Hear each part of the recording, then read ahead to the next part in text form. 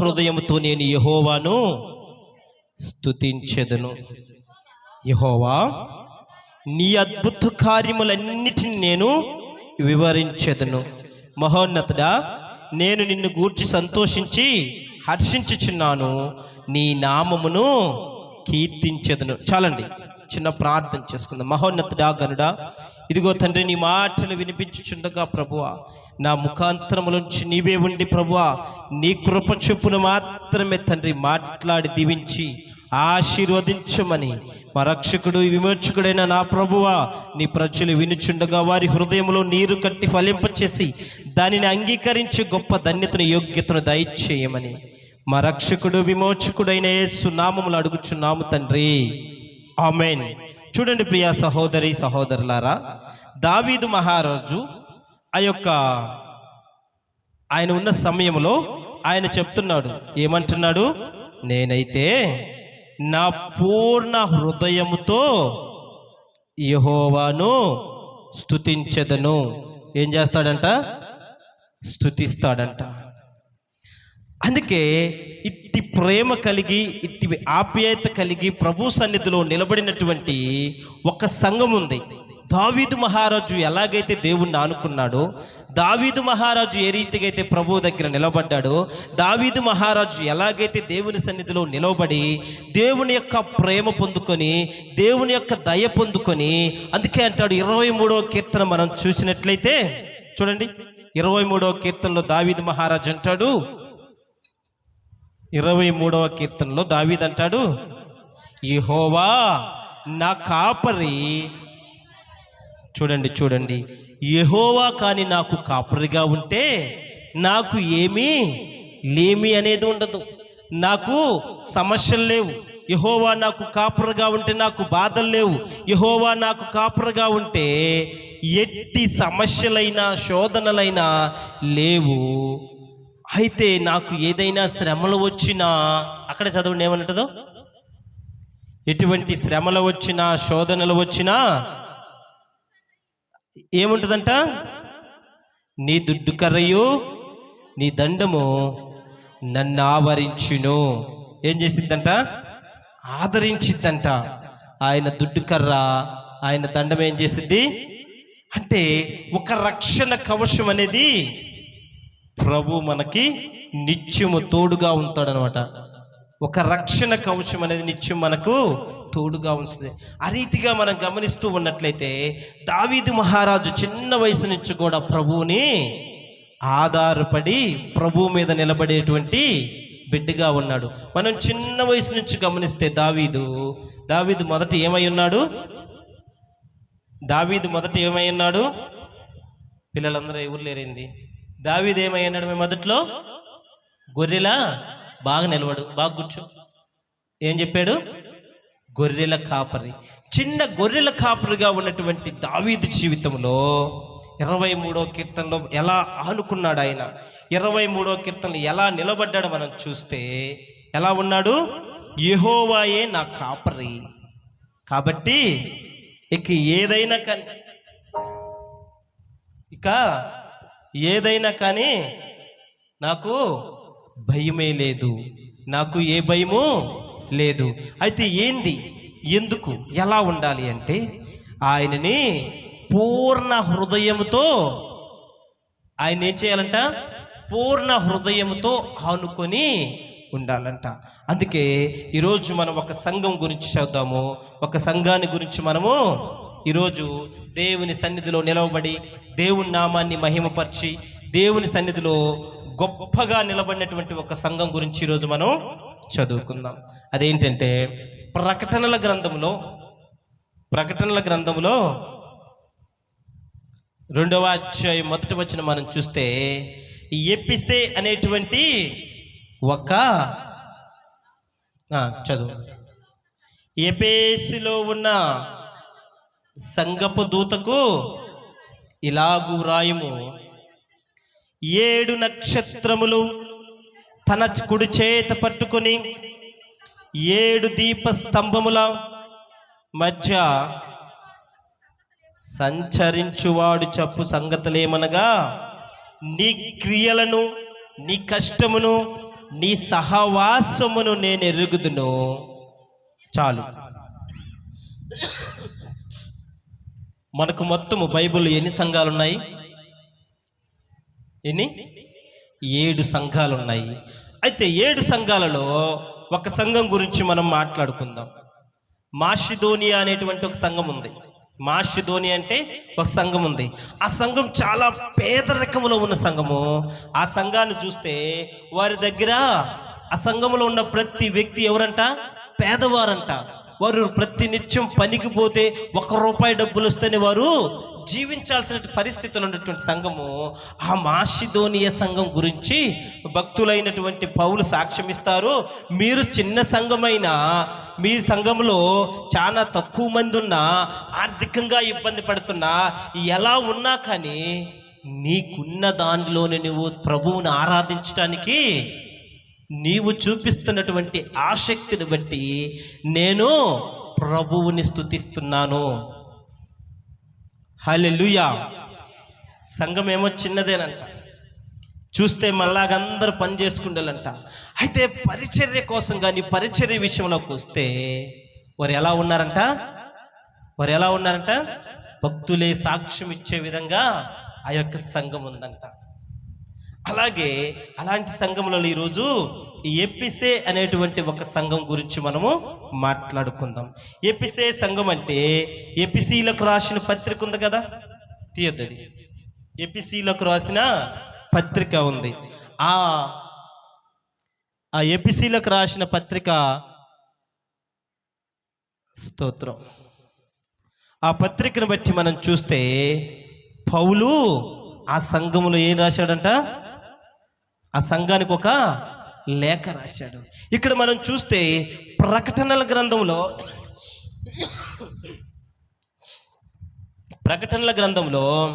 ఇక్కడ మాట్లాడుతున్న వ్యక్తి ఎవరు?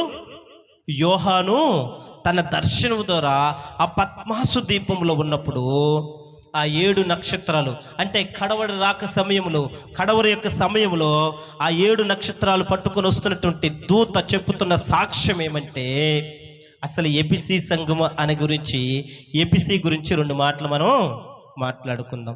ఎపిసీలకు రాసిన పత్రిక అని మనం చూస్తూ ఉన్నప్పుడు ఆ ఎపిసే అనేటువంటి ఒక సంఘము. అయితే ఆ రోజులలో టర్కీ అనేటువంటి, ఈరోజు మనం చూస్తున్న టర్కీ దేశంలో, అప్పుడు ఆసియా మైనర్ అనేటువంటి ప్రాంతంలో ఓ ప్రసిద్ధి చెందినటువంటి పట్టణం.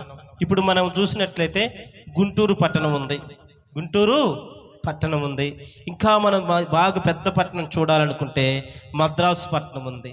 మద్రాసు పట్టణాన్ని చూస్తే మనం ఏమనుకుంటాము?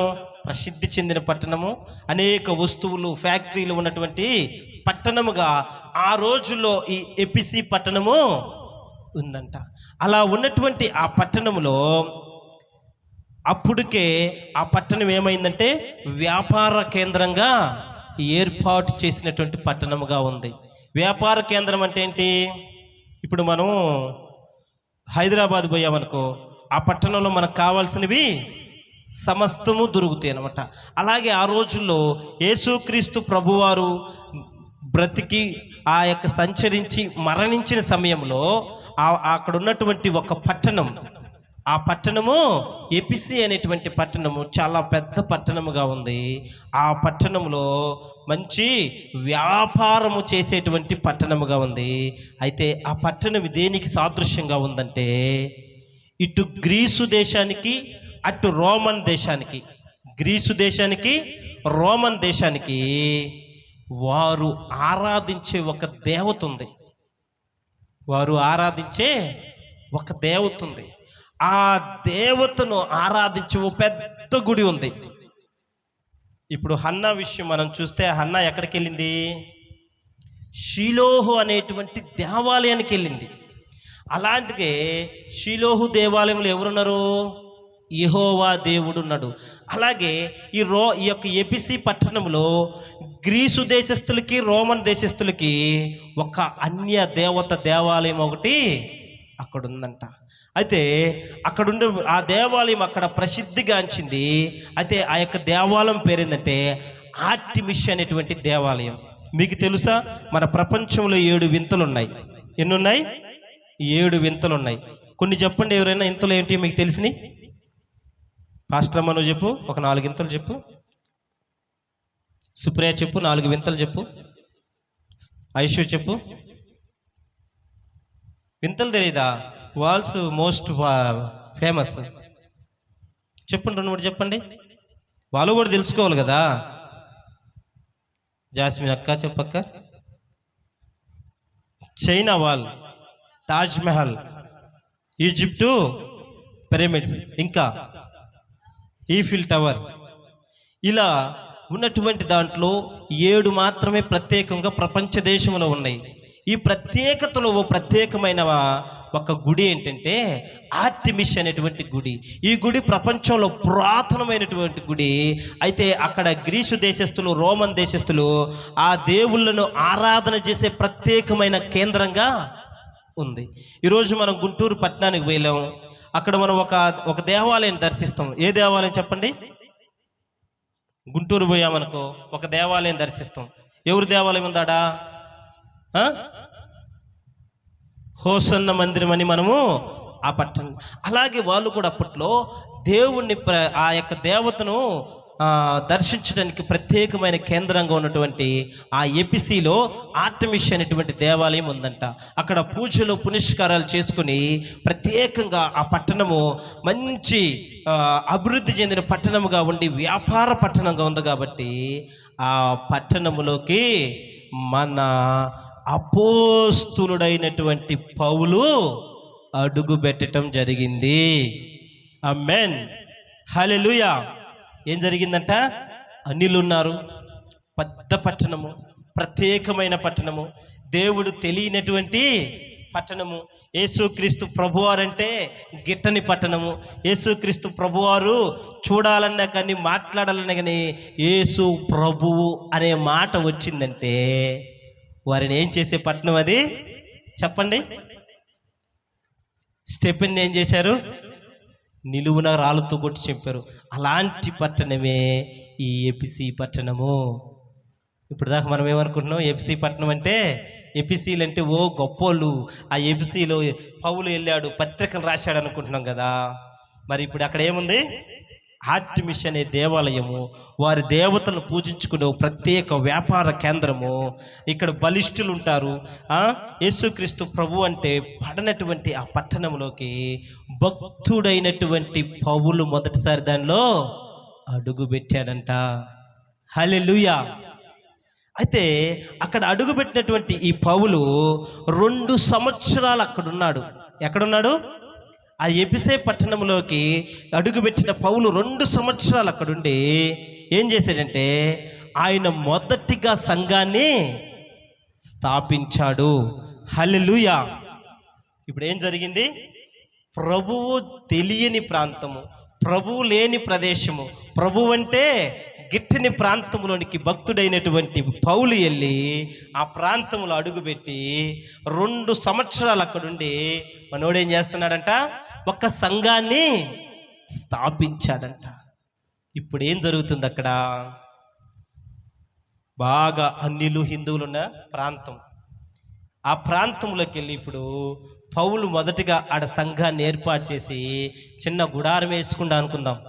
చిన్న గుడారం వేసుకుని ఆడ ప్రభు పరిచర్య చేస్తూ ఉంటే, ఇప్పుడైతే మనం వ్యసనం పడతాం, కానీ అప్పట్లో అయితే వ్యసనాలు ఏముండవు. ఆ యూదులు కానిటువంటి వారు యేసుక్రీస్తు ప్రభువుని ప్రకటించిన, యూదుల మధ్య యేసుక్రీస్తు ప్రభు వారిని ప్రకటించిన తక్షణం ఏం జరిగింది తెలుసు? అక్కడ స్టెఫెన్ ఏం చేశారు? మోషే ధర్మశాస్త్రము కాకుండా ఇక ఏది ఆ ప్రాంతంలో ప్రకటించినా ఆ వ్యక్తి ఏమైపోతాడంటే నిశ్చయముగా మరణానికి అప్పచెప్పడతాడు. అయితే ఆ ప్రాంతంలోకి వెళ్ళినటువంటి పౌలు 2 సంవత్సరాల ఆడుండి సంఘాన్ని స్థాపించి ప్రభావవంతమైనటువంటి పరిచర్య చేశాడని చెప్పేసి ఈ ఎపిసి పట్టణంలో ఆధారాలు మనకు కనిపిస్తున్నాయి. అయితే క్రైస్తవ సిద్ధాంతాలు, జీవన విధానాలు తెలియజేసేటువంటి పట్టణముగా ఆ పట్టణానికి మారాలంటే పౌలు చేసినటువంటి పరిచర్యను బట్టి, ఆయన చేస్తున్న అద్భుత కార్యాలను బట్టి, ఆయన ఉంటున్న విధానాన్ని బట్టి, ఆయన ప్రభువును ప్రకటిస్తున్నటువంటి మాటలను బట్టి, ప్రభువు యొక్క ప్రసన్నత దిగి వస్తున్న పరిస్థితులను బట్టి అనేక మంది ఏం చేశారంటే అపోస్తుల బోధకు లోబడి వాక్యాన్ని తన హృదయాల్లో ఉంచుకొని వాక్యాన్ని స్వీకరించినటువంటి అనేక మంది యూదులు, అన్యులు దేనిలోకి మారారు? యేసు ప్రభు వారిని సొంత రక్షకుడుగా అంగీకరించారు. ఆమేన్. ఏం చేశారు? యేసుక్రీస్తు ప్రభు వారిని సొంత రక్షకుడుగా అంగీకరించి క్రైస్తవ సిద్ధాంతాలను ప్రభావితం చేసేటువంటి పరిస్థితి. మొదట ఒక వ్యక్తిని మార్చాడు, తర్వాత 2 మారారు, తర్వాత 3 మారారు, తర్వాత ఎఫెసు పట్టణం అంతా కూడా క్రీస్తు వైపుకి అడుగులు వేస్తున్న సమయం. క్రీస్తు వైపుకి ఏం చేస్తున్నది? అడుగులు వేస్తుంది. అక్కడ సంఘం స్థాపించాడు.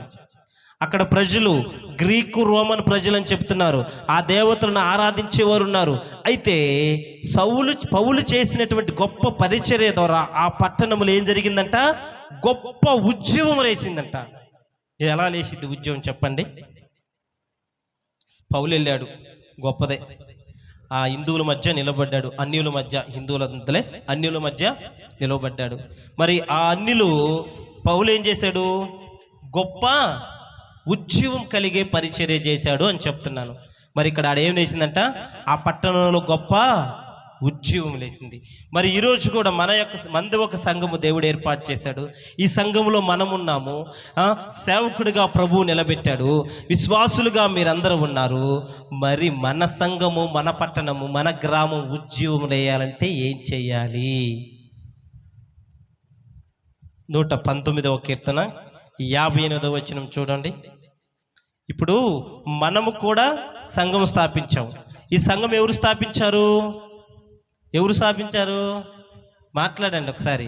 దేవుడే సంఘాన్ని స్థాపించాడు, ఆయనే ఏర్పాటు చేశాడు. ఈ సంఘం ఎవరిది? దేవునిదే. ఆయన ఏర్పాటు చేసిన సంఘం. ఆయన ఆయన వరుడుగా వస్తున్నప్పుడు మనం వధువు సంఘముగా సిద్ధపడి ఈ లోకంలో మనందరం కూడా విశ్వాస జీవితంలో నిలబడాలంటే, మనము వధువు సంఘంగా స్థిరపడాలంటే ప్రభు ఏర్పాటు చేసినటువంటి ఈ సంఘంలో నీవు నేను ఏం కలిగి ఉండాలంట?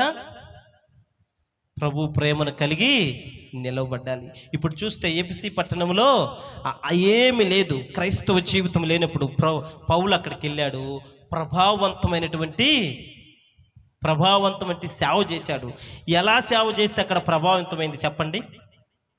చదువమ్మా, 58వ వచనం చదువు. 119:58. కటాక్షించమని నా పూర్ణ హృదయంతో బ్రతిమాలు కొనుచున్నాను. ఆగండి, ఏం కావాలి ఇప్పుడు? కటాక్షం కావాలి. మరి ఇప్పుడు పౌలుకు కటాక్షం దొరికిందా? ఎలా దొరికింది? పౌలు సౌలుగా ఉన్నప్పుడు స్టెఫెన్ లాంటి వారిని అనేక మందిని నశింపజేసిండు. ప్రభువుని తెలుసుకోకముందు అనేక మందికి ఆయన వ్యతిరేకంగా ఉన్నాడు.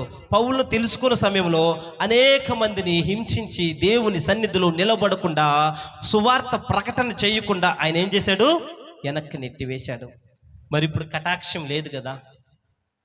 అప్పుడు ఏం చేశాడు? ప్రభు సౌలుని కొట్టి నిలబెట్టి, రా బాబు, నీవు నన్ను హింసిస్తున్నావు, నువ్వు నన్ను వేధిస్తున్నావు అని చెప్పి పౌలుని తీసుకొచ్చి ఆ యొక్క దమస్కు పట్టణం దగ్గర నిలబడి కళ్ళకి ఏం చేశాడంట? పొరలు కమ్మించాడంట. ఏం చేశాడు? కళ్ళకి పొరలు కమ్మించి ఆ పొరలు తీసేపిచ్చి అననీయ ద్వారా ఏం చేశాడు? ఆ పొరలు తీపిచ్చి ప్రార్థన చేసి నిలవబెడితే ఈరోజు అదే పౌలు నూతన సంఘాన్ని స్థాపించి ఎక్కడ? అన్యుల మధ్య స్థిరపరిచాడు. అయితే ఆడ గొప్ప ఏంటంటే, ఆ సంఘం స్థాపించిన తర్వాత ఆ పట్టణంలో గొప్ప ఉద్యమం రగులుకుందంట. ఎఫెసు పట్టణంలో, ఆ మహానగరంలో అనేక మంది యేసు తట్టు తిరిగినట్లు అనేక మంది ఏం చేశారు? యేసు తట్టు తిరిగినట్లు మనము చూస్తాము. అయితే ప్రభావవంతమైనటువంటి సేవ జరిగినట్లు మనము ఆ యొక్క గ్రంథాలలో మనం చూస్తున్నప్పుడు ఎఫెసీ సంఘం గురించి పరిశుద్ధాత్ముడు అనగా దేవుడు యోహాను ద్వారా కొన్ని ప్రత్యక్షతలు, కొన్ని మెప్పుకోలు, కొన్ని ఘనతలు, కొన్ని బలహీనతలు ఆయనకు అనేకము ఆ యొక్క యోహాను ద్వారా ప్రకటన గ్రంథము 2వ అధ్యాయంలో చెబుతూ ఉన్నాడు. ఈ ప్రకటన గ్రంథంలో ఎన్ని సంఘాలు నేను చెప్పాను? 7 సంఘాలు ఉన్నాయి. మొదటి సంఘముగా ఏముంది? ఎఫెసీ సంఘం ఉందని మనము మాట్లాడుకోవచ్చు. అయితే ప్రియా సహోదరి సహోదరులారా, సంఘం గురించి మనకు చెప్తున్నాడు. ఏమంటున్నాడంటే, నీ క్రియలు, నీ కష్టము, నీ సహనము నేను ఎరుగుదును అన్నాడు. ప్రకటన గ్రంథం 2వ అధ్యాయంలో నీ క్రియలను, నీ కష్టమును, నీ సహనమును నేను ఎరుగుదును, నువ్వు దుష్టులను సహింపలేవనియు అపోస్తులను కాకయే తాను అపోస్తులమని చెప్పుకుని వారిని పరీక్షించి వారు అబద్ధికులని నీవు కనుగొంటువని. చూడండి ప్రియా సహోదరులారా, సంఘం గురించి చెడుగా మాట్లాడలేదు కానీ, విమర్శించలేదు కానీ, ఎగతాళి చేయలేదు కానీ, ప్రభు సంఘాన్ని ఏం చేశాడంట? మెచ్చుకున్నాడంట. ప్రభు ఆ సంఘాన్ని మెచ్చుకున్నాడు. ఏమంటాడు? నీవు దుష్టులను సహించలేదు. దుష్టులు వస్తే మనం ఏం చేస్తాం? కొంతమంది సహించలేదని సంఘం చెప్తుంది. మనమైతే దుష్టులను ఆహ్వానించమా? మనమైతే దుష్టులతో సహవాసం చేయమా? మనమైతే దుష్ట కార్యాల్లో మనము ఉండమా? చూడండి ప్రియా సహోదరులారా, అందుకే కీర్తనలు 1వ గ్రంథంలో ఏమంటాడు? దుష్టుల ఆలోచన చొప్పున నడవక. అందుకే ఎఫెసీ సంఘం కూడా దేవుడే సాక్ష్యం ఇస్తున్న మాట ఏంటంటే, నీవు దుష్టులను సహించేవారు కాదు. ఈ సంఘం ఎలా ఉందంట? దుష్ట కార్యాలను సహించే స్థితిలో లేదని చెప్తుంది.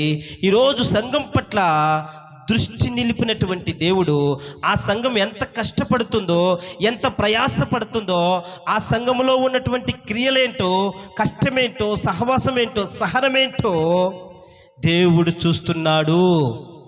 ఆమేన్. ఈరోజు మన సంఘంలో మనం ఎలా ప్రార్థన చేస్తున్నాం?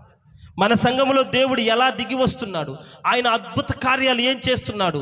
ఆయన ఆశ్చర్య కార్యాలు ఏం చేస్తున్నాడు? నిజంగా సంఘంలో ప్రభు యొక్క ప్రసన్నత ఉందా? ఆయన యొక్క కృప ఉందా? ఆయన ప్రత్యక్షత ఉందా అని మనం గమనిస్తే, సంఘములో ప్రసన్నత, కృప అవన్నీ కావాలంటే ఏం చేయాలి?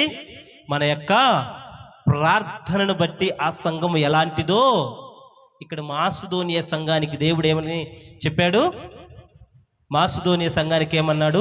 నువ్వు పేద సంఘమైనా కానీ, నువ్వు నా ఎడల విశ్వాసం చూపించట్లో కానీ, నా పనులు చేయటంలో కానీ, సేవకుని సాకే విషయంలో కానీ మీరు ఎలా ఉన్నారు? గొప్పగా ఉన్నారని మాసిదోనియ సంఘం గురించి ప్రభు సాక్ష్యం ఇచ్చాడు. అలాగే ఎఫెసీ సంఘాన్ని గురించి కూడా ఏమంటున్నాడంటే, మీరు దుష్ట సాంగత్యాలు చేయట్లేదు. ఇంకా ఏం చెప్తున్నాడంటే, మీరు ఎంత కష్టపడుతున్నారు, ఎంత ప్రార్థన చేస్తున్నారు, మీ సంఘం గురించి ఎంత ఏడుస్తున్నారు, మీ సంఘ అభివృద్ధి గురించి ఎంత ప్రార్థన చేస్తున్నారు, ఎంత మోకాళ్ళు వేస్తున్నారు, నీ కష్టం ఏంటో, నీ పడిన కష్టానికి ఎలాంటి ఫలితం రాబోతుందో ప్రభువు చూస్తున్నాను అని చెప్తున్నాడు. అలనాడు ఎఫెసీ సంఘాన్ని చూసిన దేవుడు, అలనాడు పౌలు కట్టిన సంఘాన్ని చూసిన దేవుడు, ఈ రోజులలో మన సంఘాన్ని, మన యొక్క సంఘాన్ని ప్రభు ఏం చేస్తున్నాడంట? దర్శిస్తున్నాడంట. నువ్వు ఎలా ప్రార్థన చేస్తున్నావు, నువ్వెంత సమయం నిలబడుతున్నావు, ప్రభు సన్నిధిలో మోకాళ్ళు వేస్తున్నావు, నువ్వు అద్భుత కార్యాలు చేసే శక్తి కలిగిన ప్రార్థన చేస్తున్నావు, ఆశ్చర్య కార్యాలు కలిగినటువంటి శక్తి కలిగిన ప్రార్థన చేస్తున్నావు, ఆ దృష్టితో నువ్వు ప్రార్థన చేస్తున్నావు, పరిశుద్ధాత్మను పొందుకునే ప్రార్థన నువ్వు చేస్తున్నావో లేదని ఎఫెసీ సంఘాన్ని మెచ్చుకున్నటువంటి దేవుడు ఎఫెసీ సంఘాన్ని ఎట్ట మెచ్చుకున్నాడంట? అమ్మా చూడండి, నీ క్రియలను, నీ కష్టమును, నీ సహనమును నేనెరుగుదును, నీవు దుష్టులను సహింపలేవనియు అపోస్తులు కాకే తమ అపోస్తులమని చెప్పుకున్న వారిని పరీక్షించి వారు అబద్ధికులని నీవు కనుగొంటివి. ఈ సంఘం అంట చాలా దుష్టితో కలిగిన సంఘం అంట. అపోస్తులుడైన పౌలు వచ్చిన నిజమైన సేవకుడు వస్తే ఆ సంఘం ఏం చేస్తుంది? ఆ యొక్క సంఘంలోనికి చేర్చుకుంటుంది. కొందరు అబద్ధ ప్రవక్తలు వస్తారు, కొందరు అబద్ధ సువార్థికులు వస్తారు. మనం గమనిస్తూ ఉంటే బాపట్లో ఉన్నప్పుడు మా ఇంటికైతే చాలామంది సువార్థికులు, చాలామంది పాస్టర్లు వస్తుంటారు. ఉదయాన్నే 6:30-7 గంటలు కూడా కానే కాదు, మేమైతే ఆ కళ్ళు తుడుచుకోగానే అటు పోయి డోర్ అటు తీయంగానే ఎదురుగా వందనాలయ్యా అంటారు. ఎదురుగొచ్చి వందనాలయ్య అంటారు. ఆయన ఎవరు? సేవకుడా? సేవకుడు, ఓకే. సేవకుడైతే మరి మన ఇంటికి ఎందుకు వస్తున్నాడు? ఆయనకి సంఘం లేదా? ఆదివారం వస్తే సేవకుడు బయటకు వచ్చాడంటే తనకు సంఘం లేదు కదా. మరి నీ ఇంటికి వస్తున్నాడు, ప్రార్థన చేస్తున్నాడు, నీ యొక్క సన్నిధిలో నిలబడి ప్రభు గురించి గొప్పగా చెబుతున్నాడు, ప్రభు నామాన్ని మహిమపరుస్తున్నాడు, ప్రభువును గణపరుస్తున్నాడు, ఇన్ని చేస్తున్నాడు. కానీ తనకంటూ సంఘం లేదు. కొందరు చూస్తే హాస్పిటల్ దగ్గర ఉదయాన్నే లేచి భార్యాభర్తలు ఇద్దరు చెట్టపట్టలు వేసుకుని వెళ్ళి హాస్పిటల్ దగ్గర ముందే ఉంటారు. వారు బెడ్ మీద పండుకొని వారు కుయ్యో మొర్రో అని చెప్పి వారు బాధలు వాళ్ళు పడుతుంటే దీర్ఘంగా వచ్చి నిలబడి వందనాలమ్మా అంటారు. మనం చెప్పాల్సిన అవసరం లేదు, వారికి వాళ్ళే వస్తారు, నిలబడతారు, ప్రార్థన చేసేస్తారు, నీ కుమారుడు లేదా నీ భర్త బాగా అయిపోయినాడు అన్ని చెబుతారు.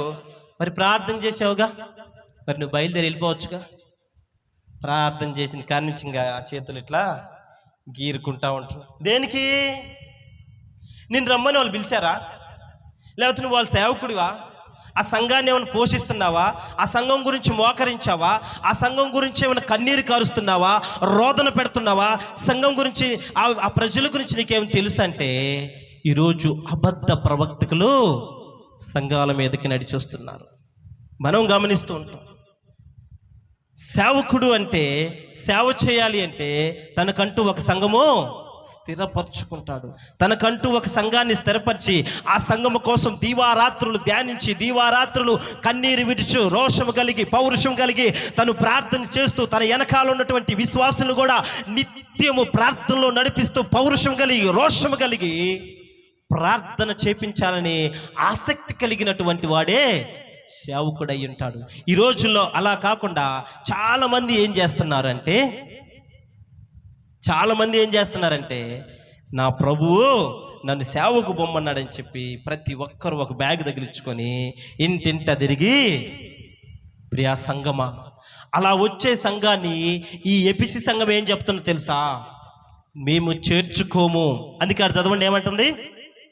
నీ క్రియలు